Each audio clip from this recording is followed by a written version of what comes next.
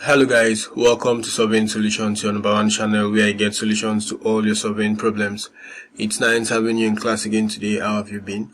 On today's video, we are going to show you how to extract contour lines from your digital elevation model, and we are also going to show you a few ways on how you can maybe label or have some annotations on those contour lines, right? Good. So we have actually downloaded digital elevation model of this area. We have videos on how you can download them. You can find the links to downloading your digital elevation model from the description section of this video. Now for this particular DEM we can see the lowest, or let's say the low value, to be 174 meters, and then the high value to be about 1.2 meters, right? Good. And then 1.2 kilometers, right? Good. And then we are going to extract the contour lines from this. Before then, let's see if we can change the symbology. Good. So we come down to symbology, then instead of having the black and white, let's choose this. I don't know, I just love using this color. Then we now apply and we say okay. So with this now we have a better perspective of how the elevation ranges in our digital elevation model, right? Good. So you can see the highest is about, this is it, pink or so, this pinkish pinkish red or something, so that should be around this area, right? Good. Then we also have something like maybe brown or so, which is somewhere around this area. So basically this is the digital elevation model where we have changed the symbology. Now for us to get the contours, we come down to search, then we now type contours, right? Good. So let's see how that goes. So upon typing contours, let's search for that. Good. So we are using this first option here, which is contour 3D analyst.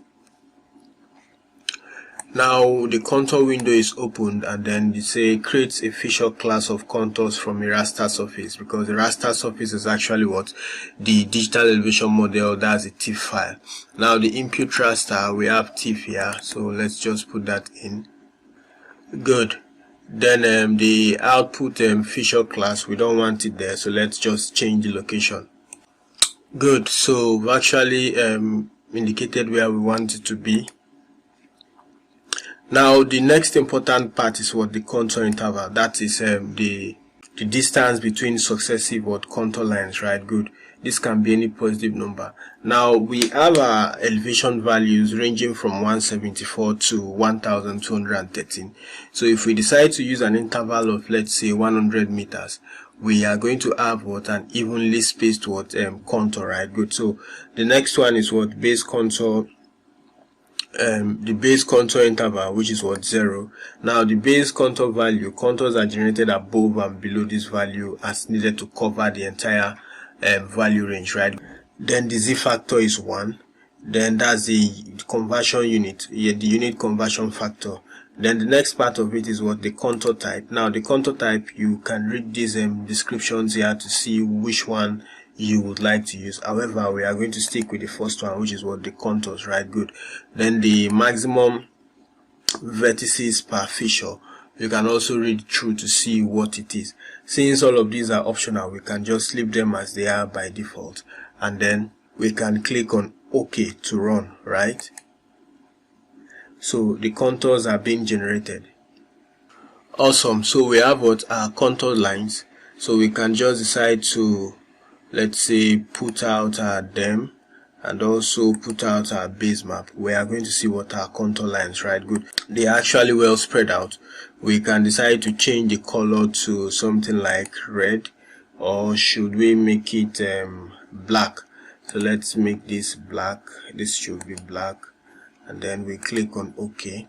So we have something blackish, right? Good boy. You remember in cartography we have the conventional color for contours, right? Good. So maybe when you want to do your presentation, you can pay attention to that.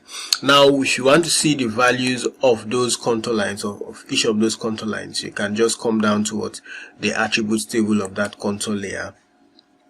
Now under the attributes table we have different fields: the ID, the shape, and then the feature ID, rather, the shape, the ID, and then the contour. Now our interest is the contour, which actually shows the the lines that joins point of equal elevation. So difference between two successive contour lines are actually what, 100.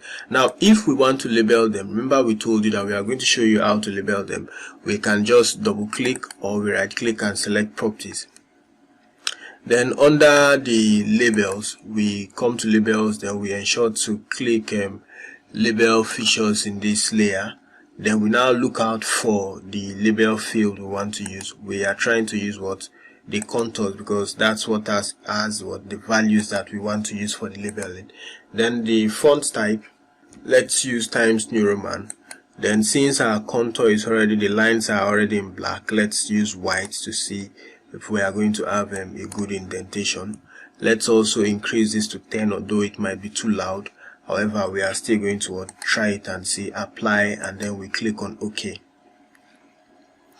Good. Now you can see what the values are actually being displayed. This is one method you can use to label your contour values. However, if you want to attach a suffix like maybe 700 meters, 600 meters, how do you do it? So let's still come down to labels. Then let's see the placement properties. Now the placement properties, we have actually positioned it above. We can decide to position it on the line, right? Good. We can position it on the line. We click on OK and then we apply. So our contour values will be on the line, right? Good. Then we can still come down to label style.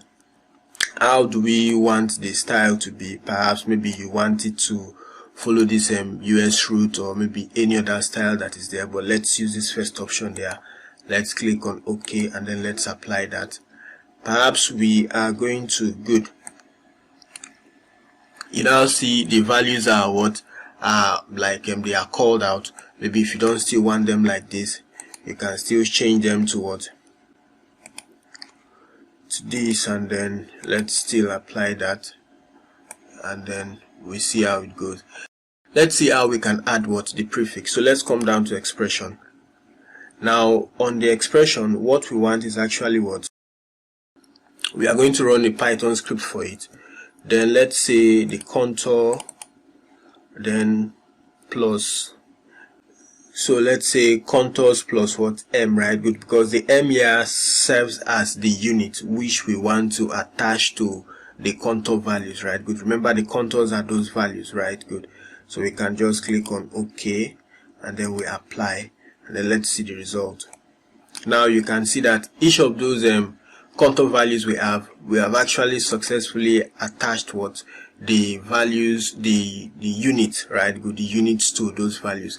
Now there's another way we can actually annotate the contour lines under maybe part of the results of what, the contour search.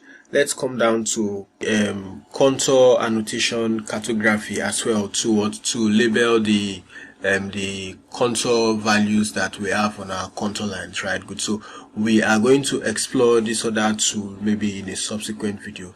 Remember, you can work on your fonts and try to modify what, the annotations as we have shown to you when you come down to the properties, and then you go down to the what, to the labels, and then the other annotations you can make on what, on that particular layer, right? Good.